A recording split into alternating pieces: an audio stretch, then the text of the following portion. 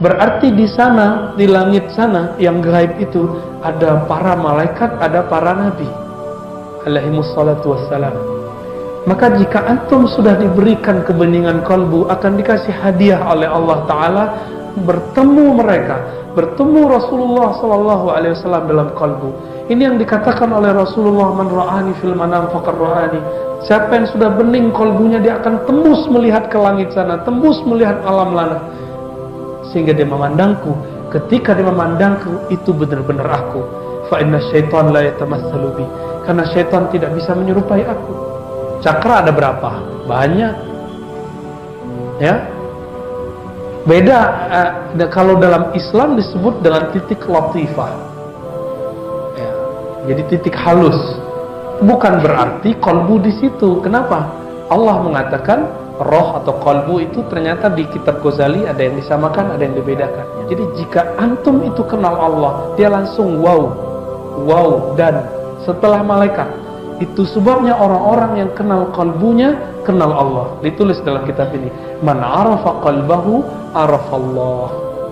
Yang kenal kalbunya karena kalbunya dulu pernah ketemu Allah, maka dia akan kenal lagi Allah.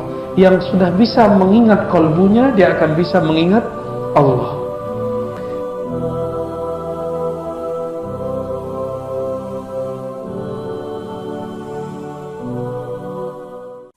Ajaibul qalb, keajiban kalbu, kehebatan kalbu, keunikan kalbu. Jadi jika diterjemahkan, yang paling pas adalah keunikan kalbu, unik. Ini terjemahannya, ya. Kenapa bab ini harus dibahas?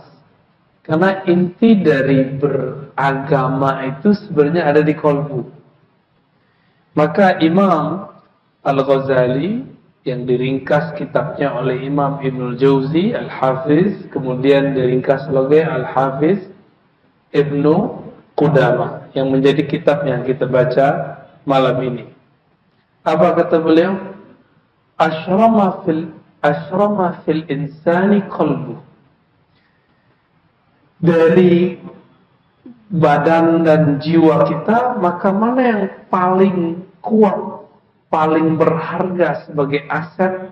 Yang aset itu tidak hanya bernilai di sini, tapi tembus sampai ke akhirat sana. Itu adalah aset kalbu. Aset kalbu. Jadi beliau mengatakan ashraf, yang paling mulia, yang paling berharga dari manusia itu kalbunya. Namun orang senangnya debat, nggak suka mencari inti permasalahan. Maka muncul sekarang aliran-aliran dalam kedokteran dan zikir. Kalbu itu di mana? Jadi ketika kedokteran dan zikir digabung, maka muncul dua mazhab. Mazhab itu di barat semua. Lalu tiba-tiba diadopsi oleh kawan-kawan saya yang buat pelatihan zikir, dan nyala-nyalahin guru-guru tuanya yang mengatakan bahwa kalbu itu berkaitan dengan jantung. Kalbu itu berkaitan dengan jantung, tapi bukan di jantung. Kata mereka apa? Nah, ini aliran pertama. Kalbu itu di sini. Kalbu itu itu sebenarnya nggak ada persoalan mau kalbu di sini, mau di sini. Kalau pernah belajar akidah Ahlus Sunnah dan kitab-kitab Imam Ahlus Sunnah, yang paling mudah karya Imam Ibnu Qudamah, Ibnul Jauzi, Al-Ghazali, kalbu itu bukan bertempat di situ, tapi dia punya spot, punya titik yang membuat korelasinya kuat. Kalau orang luaran sana nyebutnya cakra. Cakra ada berapa? Banyak. Ya.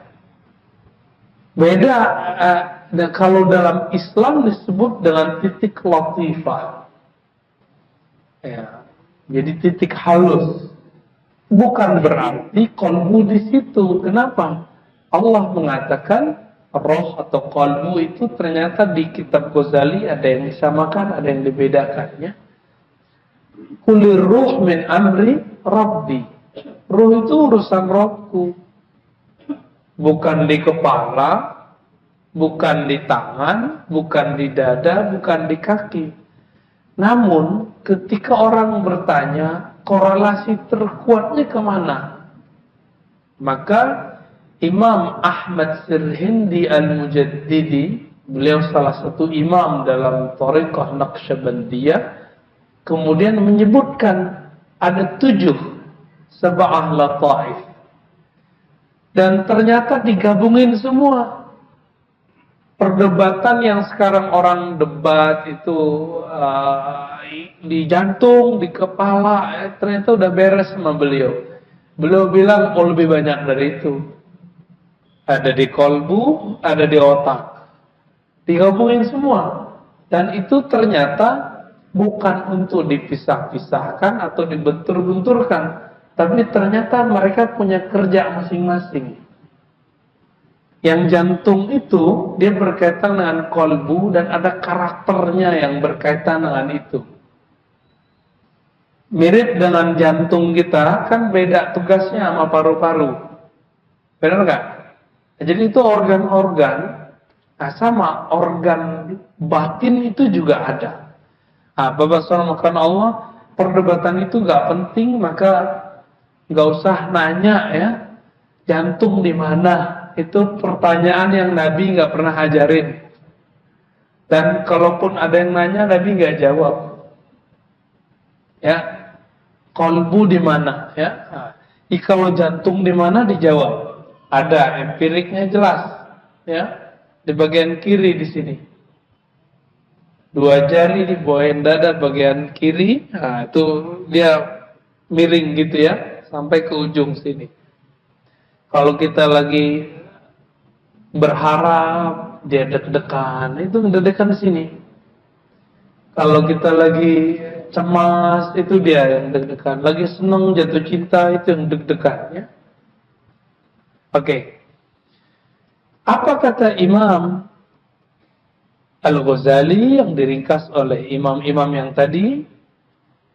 Kenapa kolbu itu menjadi spesial? Karena yang punya akses kepada yang maha spesial itu hanyalah kolbu. Bahasa Arabnya, fa'innahu al-alimu billah. Yang kenal Allah itu cuma si kolbu. Kalau otak ini dia nggak kenal Allah. Jantung yang bentuknya seperti buah sanubar itu dia juga nggak kenal Allah. Yang kenal Allah itu bernama qalbu rohani. Yang dulu semua kita pernah bertemu dengan yang menciptakannya. Sebagaimana disebutkan dalam surah Al-A'raf, alastu bi rabbikum qalu bala syahidna. Jadi Allah itu pura-pura nanya sama kita ya. Alastu, bukankah aku Rabbmu? Rabb itu artinya yang ciptain kamu, yang ngatur kamu, yang buat kamu sekarang. Apa jawaban semua roh? Qalu bala syahid. Qalu itu artinya mereka. Berarti semua roh. Jadi Donald Trump ada di situ, Ahok ada di situ, ya, Jokowi ada di situ, Prabowo ada di situ, Habib Rizik ada di situ. Semua ada di situ. Semuanya. Saya ada di situ, antum ada di situ. Ada semua di situ, ya. Lalu apa kata mereka? Syahidna, kami betul-betul menyaksikan ya Rabb. Syahidna itu beda dengan ra'ayna atau nazarna. Syahidna itu betul-betul dari buktinya, itu disebut syahidna. Kami betul-betul telah membuktikan bahwa engkau ini Allah. Maka ketika ada ayat di surah Ali Imran, syahidallahu annahu la ilaha illa huwa wal malaikatu wa ulul ilm qa'iman bil qisti sampai akhir ayat. Kalimatnya syahidah. Ternyata yang bersaksi itu bukan hanya roh. Yang memulai bersaksi adalah Allah itu sendiri. Syahidah Allah. Allah bersaksi. Malaikat bersaksi. Lalu orang-orang yang berilmu bersaksi. Yang berilmu itu siapa? Itulah si kolbu. Makanya kemudian dia ditaruh setelah malaikat. Jadi jika antum itu kenal Allah, dia langsung wow, dan setelah malaikat. Itu sebabnya orang-orang yang kenal kolbunya, kenal Allah. Ditulis dalam kitab ini. Man arafa qalbahu arafallah. Yang kenal kolbunya karena kolbunya dulu pernah ketemu Allah, maka dia akan kenal lagi Allah. Yang sudah bisa mengingat kolbunya, dia akan bisa mengingat Allah. Maka beliau ukur kita itu sebenarnya sudah ingat Allah atau belum. Diukurnya sudah ingat kolbu atau belum. Gimana cara mengukur yang paling sederhana? Tinggal sholat, takbir, lalu pikiran apa yang paling dominan saat kita sholat. Jika kolbu itu bergantung ingat kepada yang punya kolbu, berarti dia sudah kenal Allah. Tapi kalau masih mikirin ABCD, sholat kok mikir, sholat tuh gak mikir, sholat itu zikir. Coba cek ayatnya. Surat Thaha ayat 14. Aqimis sholata lidzikri. Dirikanlah sholat untuk mengingatku. Tapi ayat itu diulang dengan pernyataan. Innani anallah la ilaha illa ana fa'budni. Sungguh akulah Allah. Jadi Allah mengatakan innani anallah. Jadi sebenarnya menggunakan kata ana itu Allah sendiri. Ana Allah, ya. Ana Allah. Akulah Allah. La ilaha illa ana. Apa arti ilah? Apa bedanya dengan Rabb tadi? Ilah itu artinya banyak sekali, tergantung itu kita anggap ilah dari kata walah atau dari kata ya apa, macam-macam ya. Akhirnya para ulama menyimpulkan ilah itu berarti ketaatan, kepatuhan. Ilah itu saya patuh sama orang, itu jadi ilah saya. Gitu. Apalagi ilah itu berarti hub, cinta. Ciri-ciri orang yang jatuh cinta, kepikiran mulu. Maka kalau kita sering ingat sesuatu, ngecek sering ingatnya, bawa sholat. Lebih banyak ingat apa setelah takbir sampai assalamualaikum, itulah ilah yang ada di sini. Itu yang kemudian dihilangkan di situ, di ayat itu. La ilaha illa ana. Tidak ada ilah selain aku. Maksudnya, jangan kamu cinta selain aku. Jangan kamu patuh kepada selainku. Terjemahan Sanskertanya sembah. Sembah itu artinya respect. Apa arti respect? Hormat.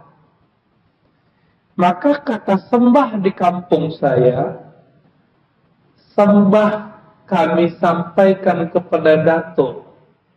Itu artinya bukan menyembah. Artinya ta'abbud, ubudiyah. Itu dibedakan. Sembah di situ artinya hormat. Nah, inilah persoalan yang menjebak banyak orang. Akhirnya dia benci kepada sahabatnya, benci kepada ulama yang menerjemahkan Al-Quran. Kenapa di Quran kata ilah diartikan Tuhan?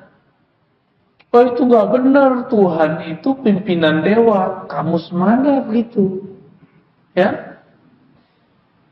Akhirnya di Masjid Majestic lantai 4 itu ada tulisan tiada Tuhan selain Allah, ditulis di depan, dicoret sama orang yang sok tahu itu. Lalu dia tulis sendiri pakai spidol jelek banget, ilah. Tiada ilah selain Allah. Kan jadi lucu. Ini memundurkan terjemahan. Jadi bolehkah menerjemah ilah menjadi Tuhan? Ulama kita yang lebih dulu kenal Islam siapa? Ulama itu yang nyorek itu ulama enggak tuh? Ya, dosa besar dia itu. Karena dia sudah memburukkan, merusak pandangan di masjid. Ngaji dong ya, jangan cuma ke satu ustadz yang mengatakan yang nggak lolos bahasa Indonesia itu ya. Kalau kita nggak kuliah di Indonesia, nggak nyantri di Indonesia, cuma belajar di luar, pulang kursus aja lagi ya.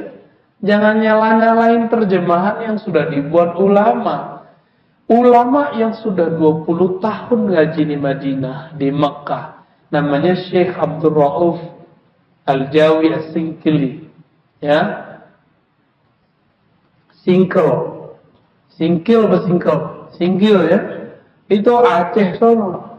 Itu 20 tahun ngaji di Mekah, Madinah. Gurunya ahli hadis bernama Syekh Ahmad Al-Qushashi dan murid beliau, asisten beliau namanya Al-Qurani. Itu muhaddis kabir. Semua ahli hadis kalau punya silsilah ijazah hadis pasti nyambung sama orang ini, dua imam ini. Ya. Itu Syekh Abdul Rauf nulis kitab terjemahan, ya, Terjemahanul Mustafid atau apa namanya ya. Sudah ada yang nulis itu. Ditulis kalimat terjemahan la ilaha itu tiada yang berhak disembah. Kadang tiada Tuhan, ada semua. Roh itu Tuhan, diterjemahin semua. Biasa kok. Lebih lama dia ngaji daripada kalian yang mengharamkan kata Tuhan. Tinggal T-nya gede atau kecil. Belajar dong huruf kapital bahasa Indonesia. Gergetan kita sudah ya. Jadi kita kalau sudah bilang tiada Tuhan selain Allah, langsung dia berangkat pergi. Gak mau lagi ngaji sama kita. Dianggap kita ini penyembah berhala. Betapa jahilnya itu orang. Gak tahu nanya. Baca buku-bukunya. Abdul Rauf As-Sinkili abad keberapa? Gak tahu. Baca sendiri deh ya. Sehingga jadi Islam ini bukan barang baru di negeri ini. Terjemahan ilah bukan barang baru di negeri ini. Gitu. Ya. Tapi kalau udah bahas akidah gitu, saya jadi agak sedikit naik suaranya ya. Udah, kita kembali ke qalbu lagi deh. Biar adem. Allahumma sholli ala Muhammad. Allahumma sholli ala.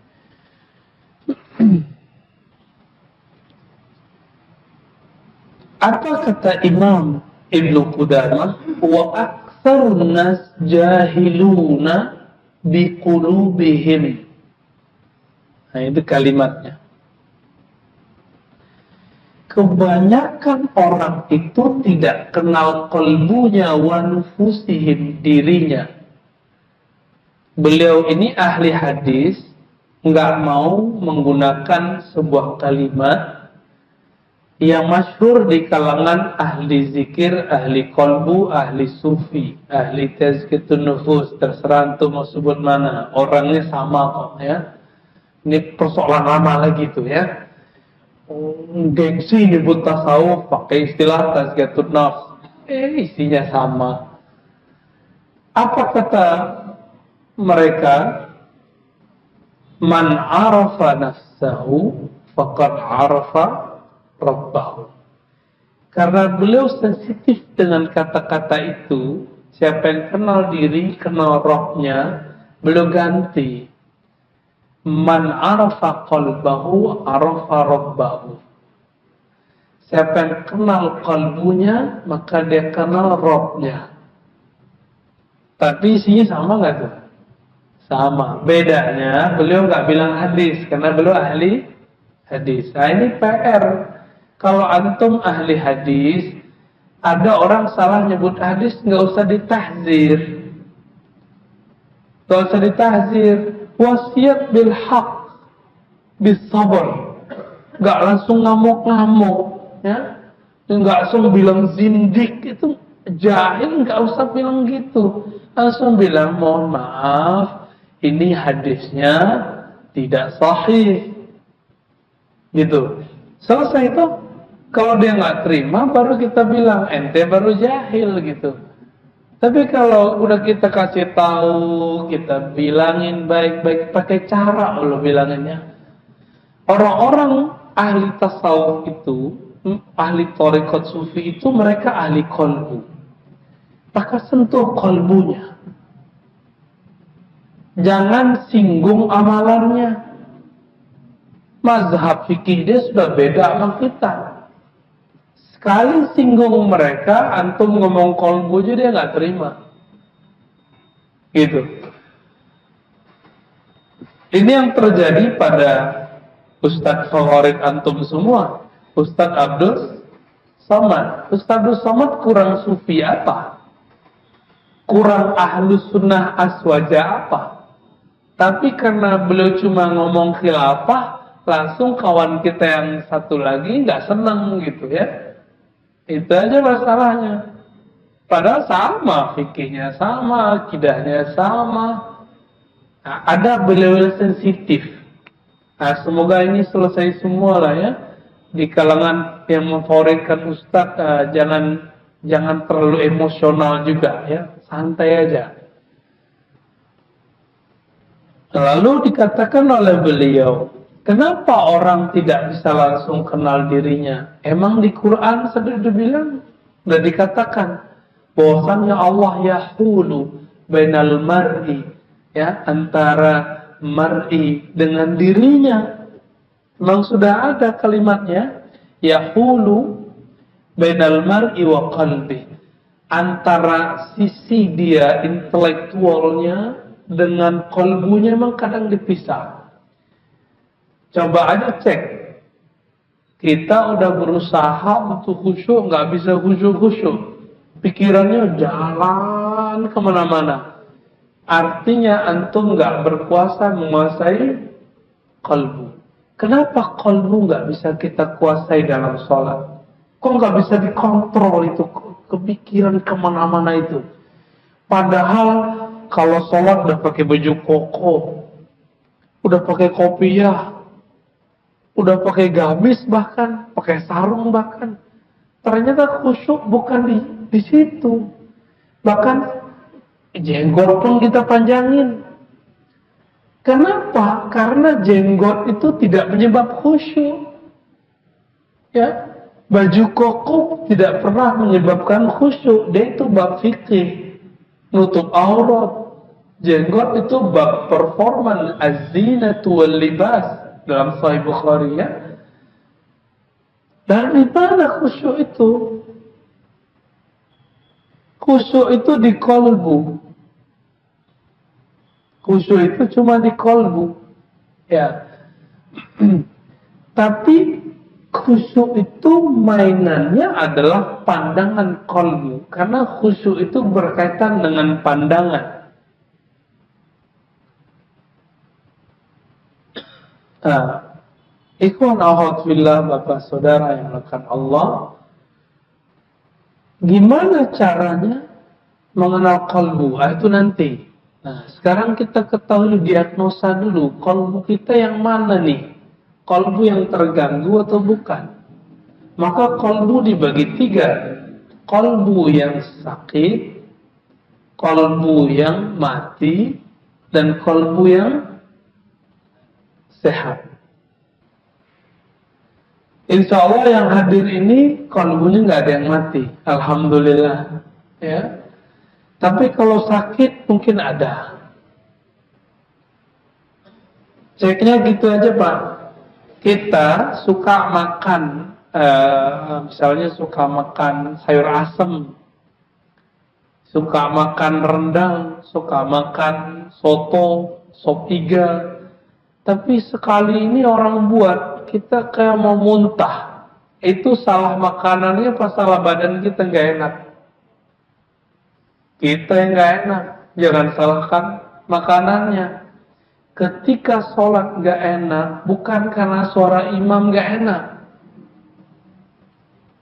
Khusyuk itu bukan pada suara yang enak.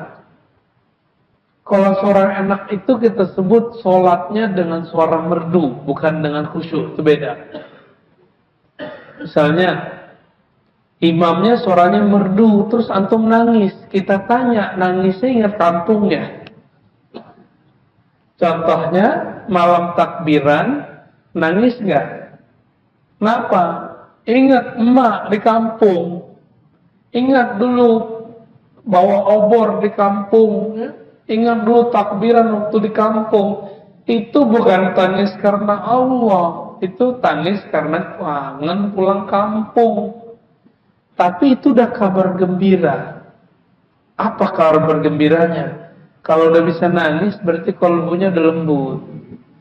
Cuma kabar nggak gembiranya, Imam Ibnu Mubarak nulis kitab Az-Zuhud, Ilmu Qalbu.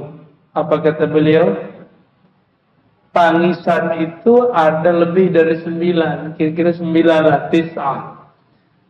Semuanya bukan karena Allah kecuali satu, yaitu tangis karena takut kepada Allah, harap kepada rahmat Allah. Takut karena dosa, kemudian disiksa Allah, nangis, itu dia. Itu yang bisa madamin api neraka. Kita udah sholat, takut tidak diterima oleh Allah. Lalu ada harap Allah terima. Muncul tangisan itu. Maka tangis itu ada dua. Tangis karena sedih, takut, atau tangis karena bahagia. Ketika seorang anak dapat juara, pertama kali dapat juara dia nangis. Itu lagi sedih atau bukan? Orang tua yang sudah jadi orang tua nih ya, yang sudah punya anak tuh udah tua walaupun punya uban ya. Anaknya juara, tiba-tiba kita berlinang-linang air mata ya. Kata teman, matamu kenapa bro? Cowok nangis. Ya ternyata kita terharu anak kita dapat juara. Atau hafal surat amma yatasaalun, atau hafal juz amma, kita terharu. Ya Allah, aku nggak hafal surat ini, anakku hafal. Itu tangisan apa? Itu tangisan bahagia. Tangisan bahagia. Tapi kalau nonton TV, ada mama, mas-mas, bapak-bapak, rumahnya biasa, parah lah ya, nggak standar, datangi sama tim TV, bedah rumah, dibilangin, ini ada duit bantu untuk bedah rumah, nangis dia. Itu nangis apa tuh? Tapi sebelum itu, dia nangis juga, ditanya, berapa penghasilan sehari Pak, Bu? Dia nangis juga, nangis kenapa? Hidup kayaknya susah banget. Jadi, antara nangis sedih sama nangis senang dapat duit, dekat sekali. Dekat sekali. Nah, ikhwan akhwat fillah, saudara bukan Allah. Si kolbu itu tidak disifati dengan nangis. Nangis itu efek di badan, efek di mata. Kolbu itu dia disifati dengan apa? Yang tadi, bahagia atau sedih. Tapi kalau nangis itu di luar. Kenapa kita terhalang untuk mengakses kalbu sehingga kita tidak bisa mengenal yang punya kalbu, yaitu Allah Ta'ala? Jawabannya sederhana. Di sini banyak sekali ya disebutkan perumpamannya. Kita bisa ringkas kembali ke karya Imam Ghazali. Imam Ghazali mengatakan, menukil sebuah hadis dari Nabi SAW, sesungguhnya syaitan laula yahumuna, ala qulubi bani Adam. Seandainya syaitan itu tidak menutupi kalbu manusia. Kita manusia bukan? Manusia ya. La nazaru ila malakutis sama. Tentu mereka akan tembus pandang melihat alam kerajaan langit.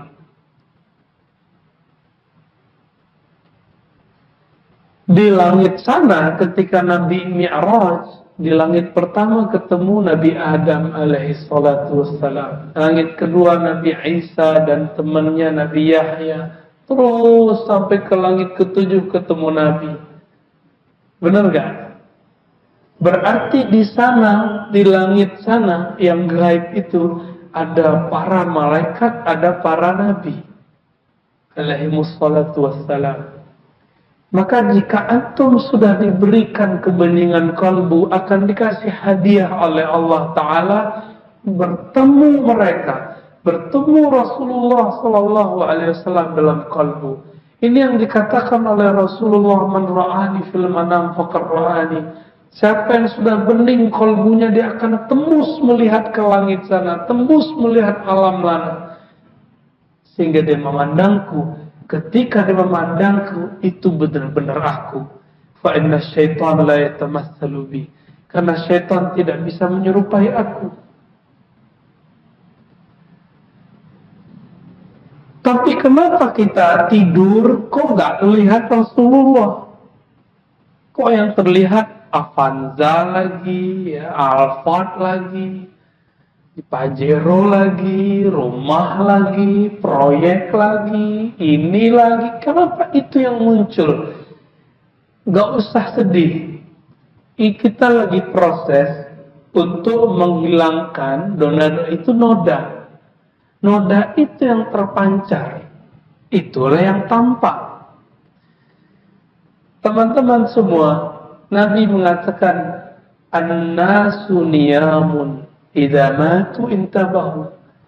Orang-orang itu sebenarnya dia tidur. Kita itu tidur. Orang tidur melek atau merem. Jadi nggak bisa lihat kan? Ketika mereka mati, basirah pandangan matanya baru bangun, baru jaga, baru melek. Makanya Umar mengatakan, mutu qabla an tamutu. Sebelum kamu benar-benar mati, kamu melek dululah tentang alam akhirat. Itu disebut mati sebelum mati. Gimana caranya? Sebelum betul-betul memejam mata dan tidak pernah lagi membukanya, maka kita belajar zikir, zikir memejam mata. Nah, itu ada tekniknya. Ya. Ada caranya, dan itu diijazahkan guru kita dari gurunya sambung sampai kepada Ali bin Abi Thalib, kepada Abu Bakar, kepada Umar, Utsman, kepada Abu Hurairah, Salman Al-Farisi, dari Nabi Sallallahu Alaihi Wasallam. Nggak bid'ah. Tapi ada orang yang tidak punya pemahaman itu, tapi dia nggak ngerti, dia buat hukum. Oh, nggak boleh zikir pejam mata, mirip sama Buddhis. Dari mana itu ya?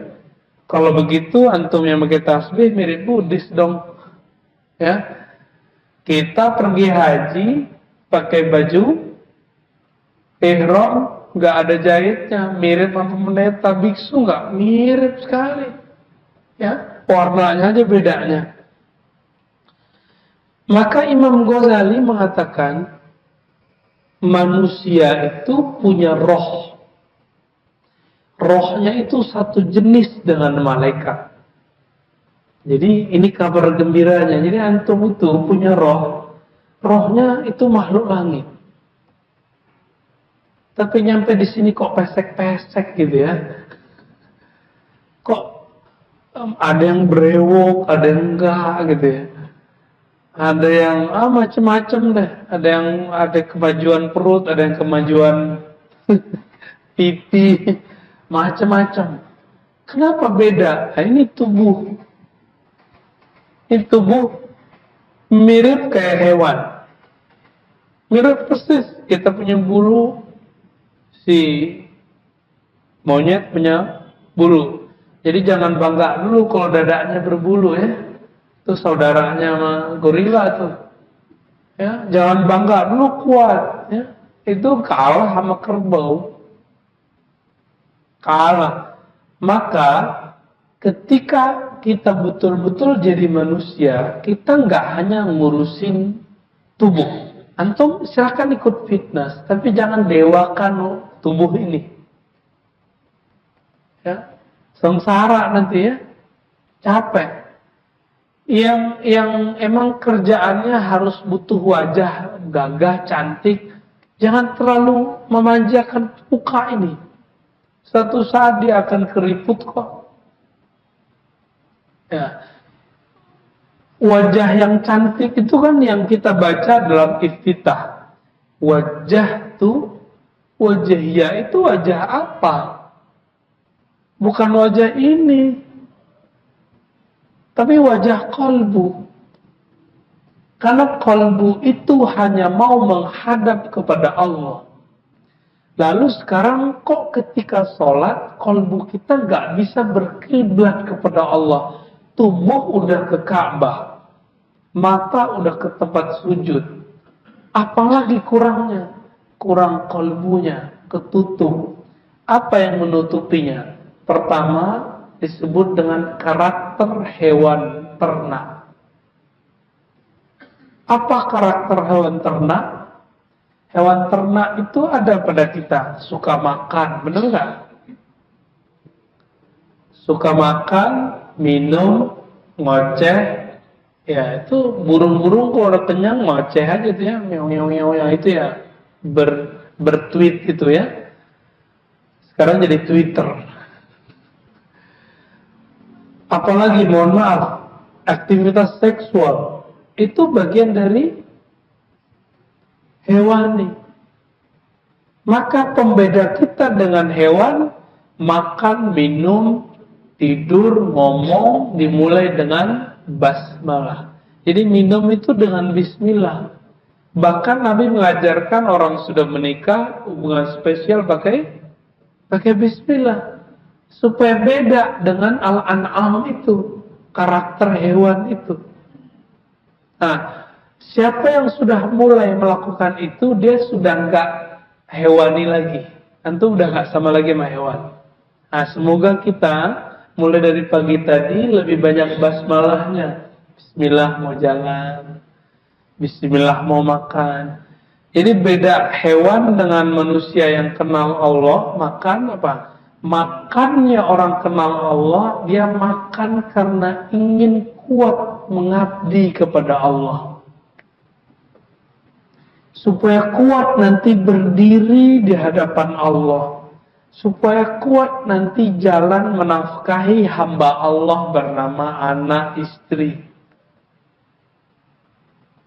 Itu. Maka makannya orang yang kenal Allah bukan karena dia ingin memenuhi perutnya. Bukan karena ini enak nih. Enggak. Udah begitu belum? Kita latihan ya sama-sama. Ntar malam yang mau makan, coba ya Allah saya mau makan karena ingin mengabdi kepada Engkau. Tolong kuatkan satu suap ini untuk menjadi modal untuk ibadah kepada Engkau dalam ibadah formal ataupun ibadah sosial. Antum kerja itu kan ibadah juga. Saya bolehkah sholat itu kalau nggak ada orang lihat, terus sholat maghrib saya buat 2, boleh nggak? Kan nggak ada orang lihat. Kalau antum udah buat ibadah itu masuk ke wilayah kerja, kerja itu ibadah loh ya. Kerja itu ibadah. Beranikah saya korupsi waktu? Beranikah saya korupsi duit? Nggak berani. Kenapa? Saya anggap ini ibadah.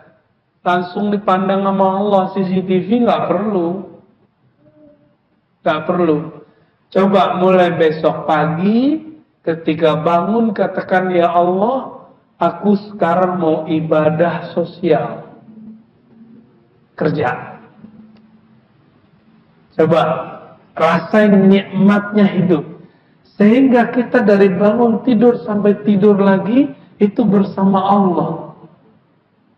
Sujudnya orang kerja adalah kepatuhan, tidak korupsi. Rukuknya dia adalah menghormati pakem-pakem dari Allah. Ketika ini haram dia nggak ambil, ini syubhat tidak jelas dia tidak ambil. Itu sudah ruku lagi kerja. Maka orang-orang yang sudah ruku dengan ruku yang formal, buktikan. Ketika orang beda sama kita masih respect, kita kasih tahu dengan baik. Kita jadi atasan, ada kesalahan di tim kita nggak hardik dia. Kenapa? Kita pribadi yang ruku. Kalau enggak, antum an'am. Ya. Sama kal an'am, balhum adol. Balhum adol itu apa? Enggak disebutkan di situ. Balhum adol itu disebutkan di Quran, ayat yang lain, ya. Masih di surat-surat yang berdekatan juga, bahkan di dalam surat itu juga. Maka disebutkan di Quran seperti kamasalil kalb, seperti anjing guguk. Anjing guguk itu sifatnya buas. Ini yang disebut. Jadi dulu saya bertanya panjang lama. Ulaika kal an'am, mereka itu seperti binatang ternak, tapi lebih sesat. Lebih sesat itu apa? Oh, ternyata ada karakter binatang buas.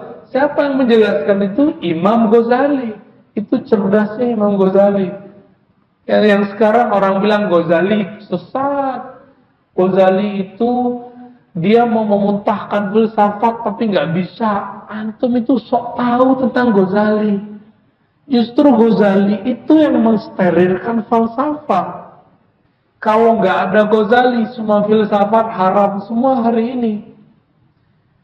Teman saya mengharamkan filsafat, ternyata dia masih belajar salah satu bagian filsafat. Apa itu? Matematika filsafat loh ya. Dia haramkan mantik, tapi dia belajar matematika. Itu namanya mengharamkan apa yang dia makan sendiri. Kan banyak sekali ya. Dulu teman-teman saya di kedokteran, kebetulan saya baru pulang dari kedokteran UNAN yang di Padang, itu mereka banyak soleh-soleh lah ya. Tapi dulu kita punya teman orang kedokteran, dia haramkan filsafat dan mantik. Saya bilang, kamu tahukah sejarah filsafat kedokteran? Gak tahu. Kamu tahukah Ibnu Sina itu siapa? Itu filosof. Kamu tahukah Ibnu Qayyim yang kamu puji-puji setiap hari dengan Syekhul Islam itu siapa? Itu dokter. Dan dia menukil filosof namanya Jailinus. Nah, maka Ghazali ini cerdasnya bisa mengeluarkan teks-teks yang rumit. Jadi siapa itu balhum adol? Ini yang disebut. Jadi ada karakter buas. Karakter binatang buas. Kalau buas itu karakternya apa? Makanannya diambil, dia marah. Ya. Orang yang dia suka dia ambil, dia terkam. Nah ini. Jadi kalau coba cek ya, kita ini semua punya itu. Setiap hari bukan naik turun. Coba aja naik motor, naik mobil, naik angkot, naik bus, naik MRT. Kalau udah MRT kita sebut aja ya. Akhirnya misalnya kita didahuluin orang, kesenggol orang emosional. Nah itu udah buas itu. Ya. Pernah lihat ayam rebutan betina, ayam jantan rebutan betina? Pernah lihat? Itu ayam lagi memerankan buasnya. Pernah lihat kucing garong lagi berebutan. Jadi jantan ngeliat betina berebutan, dia kelahi. Lihat sudah lihat? Itu yang disebut buas. Yang disebut buas. Maka teman-teman semua, Ini yang membuat kalbu kita tidak bisa langsung mengakses kepada Rabbul Arwah, kepada yang menciptakan kalbu, ciptakan roh. Ini karakter itu. Makanya Allah mensyariatkan puasa. Puasa itu untuk dua jenis. Apa kata Nabi Sallallahu Alaihi Wasallam? Ya, puasa itu apa tadi? Nahan makan ya. Nah itu puasa untuk nggak jadi hewan ternak. Kita semua bisa Pak. Kita semua bisa. Biar nggak jadi hewan ternak cukup puasa dari pagi sampai sore. Tapi ternyata di hadis Imam Bukhari dan Muslim Nabi berkata, "Idza kana saumu yaumu saumi ahadikum."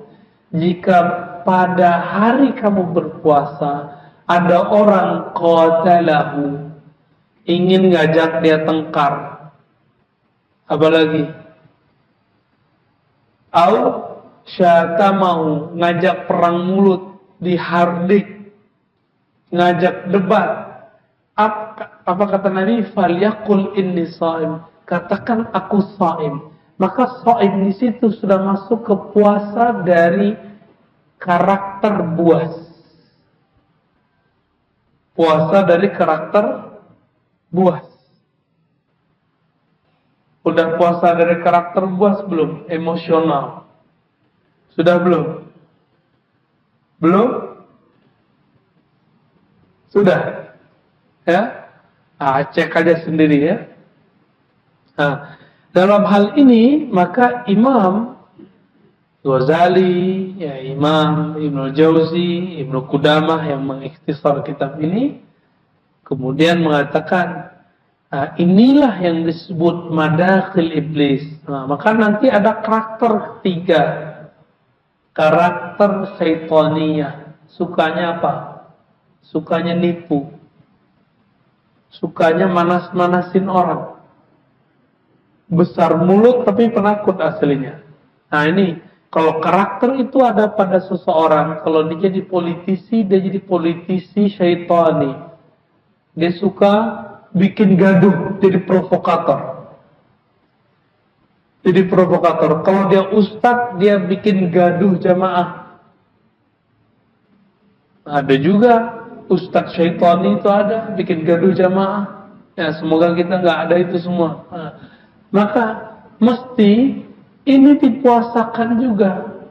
Tapi puasa ini bukan dengan puasa fisik atau puasa emosional tadi. Puasanya cuma satu. Memuasakan pikiran dari banyak pikiran, lalu mengaktifkan kalbu untuk zikir. Mana dalilnya? Dalilnya ada di hadis, ada di Quran ya. Kalau di Quran kan banyak. Ala bizikrillah tatma'innul qulub, kita sudah tahu semua. Surah Ar-Ra'd ayat 28. Kalbu hanya tenang, steril kalau dia nyebut nama Allah. Oke. Di hadis dikatakan, hadisnya Hasan, bahwa kalbu itu ternyata diperebutkan oleh dua makhluk, setan dan malaikat. Jika dia zikir, maka setan tidak bisa masuk. Nah, oleh karena itu, puasanya kalbu adalah dengan banyak zikrullah. Ini bukan zikir lisan. Subhanallah bukan. Subhanallah itu zikir lisan biasa. Ini zikir kalbu. Zikir kalbu hanya menyebut namanya. Zikir otak adalah mengingat kebesarannya. Nah, jangan diadu-adu. Jangan diadu, jangan dipindah-pindah, jangan ditinggalkan salah satunya. Dua-duanya harus dipakai. Maka teman-teman semua sahabat yang melakukan Allah, ketika kita belajar kalbu, kenapa kita tidak bisa mengakses ke kalbu sehingga tidak bisa mengakses kepada Allah? Karakter itu kok masih ada. Ya. Nanti di lain waktu, kalau kita sudah sehat lagi, kita akan buat cara mengenal kalbu secara teori dulu. Kalau mau secara praktis itu pakai zikrullah. Ya, ada prakteknya. Tapi tentu bukan di tempat terbuka seperti ini ya. Hanya kepada orang yang mau. Karena zikir itu mirip kayak sekolah, kurikulum, yang mau ikut. Kalau enggak usah. Ya. Kira-kira itu Bapak sarankan Allah. Semoga kajian ini diridhai oleh Allah. Jika ada kesalahan kita, Allah ampuni. Jika ada noda di kalbu kita, Allah bersihkan. Wassallallahu ala nabiyina Muhammad subhanakallahumma wa bihamdika asyhadu an la ilaha illa anta astaghfiruka wa atubu ilaik. Assalamualaikum warahmatullahi wabarakatuh.